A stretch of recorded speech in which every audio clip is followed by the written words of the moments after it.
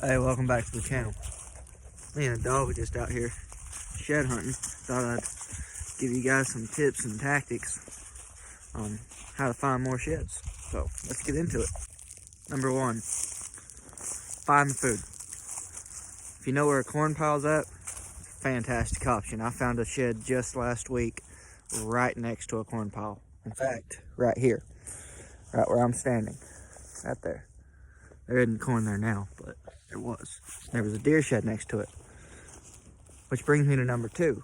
I got off the four-wheeler and I started looking for the second one. Always, if you find one deer shed, look for another one in the same area. Because a lot of times they'll just drop them right next to each other. And that wasn't the case for me that time, but it happens. So keep an eye out for that. Aspen, you ready? Okay. Alright, tip number three. Bring a dog. If you've got a dog that does any kind of retrieving work, they can bring you sheds. They're probably not going to find all of them, but they've got two eyes is better than one, and she's brought me a shed one time that I didn't even know about. I wasn't even looking for sheds. She just brought it to me. So, always worth having a dog out with you. Make sure she'll listen to you, though. Because a dog that doesn't listen to you is just a headache, and it'll distract you from finding deer sheds. Tip number four, technology. I know a lot of us hate using it, but it helps, and that's what's important if you want to find deer sheds. I use Onyx Hunt. You can use whatever, but I just really like Onyx Hunt. I paid for the premium version. I think it's completely worth it because you can do all kinds of stuff with it. You can scout with it. You can track where you're going with it. You can identify travel routes, just everything. It has an offline mode. You don't have to. So yeah, and Aspen's in the water, but technology, use it.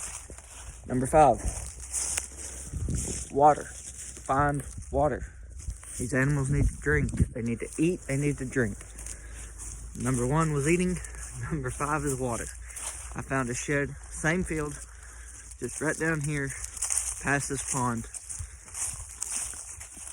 They're gonna come to water. So if you can find food and water in the same spot and know where they're bedded at, you can find all the sheds you want to. Because they sleep, and they eat, and they drink. So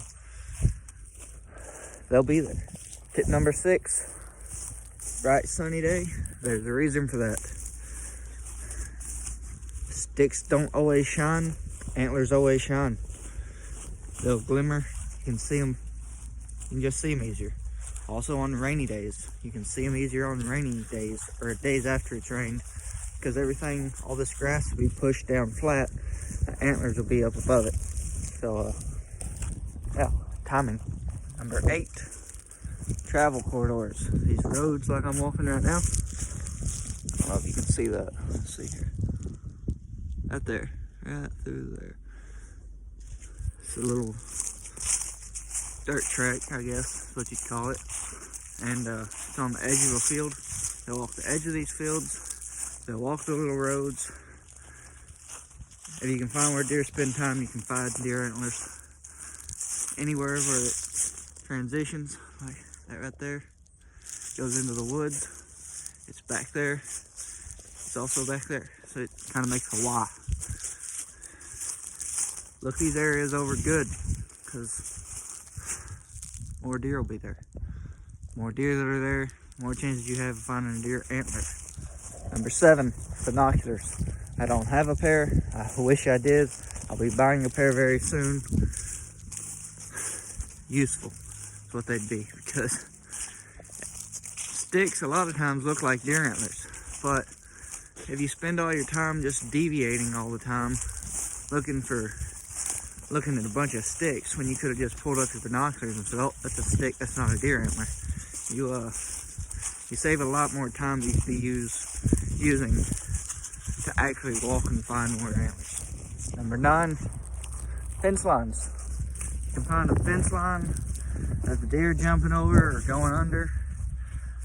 Look every place that's like that you have, because when they jump and they hit with force. And if you've got a deer antler on your head that's about to fall off and you jump over a fence, guess what? It's going to come off.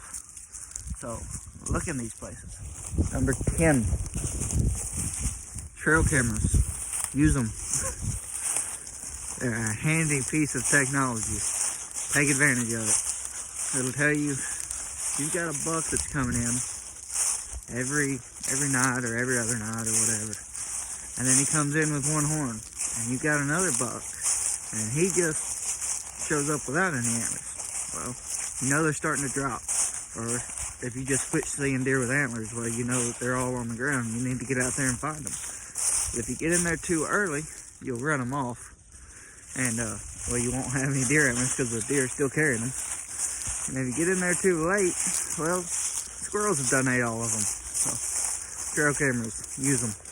Alright, deer antler fun facts. You can grow up to 2.5 centimeters every year, or every day. That's insane, first off. They're the only regenerating tissue in the mammal part of the animal kingdom. That's pretty cool. And they're also the fastest growing tissue in the animal kingdom. Pretty cool. And in addition to the fun facts, in larger species of deer like moose and elk, they can weigh up to 40 pounds. Can you imagine carrying 40 pounds on your head and running through the woods? How do they keep from breaking their necks?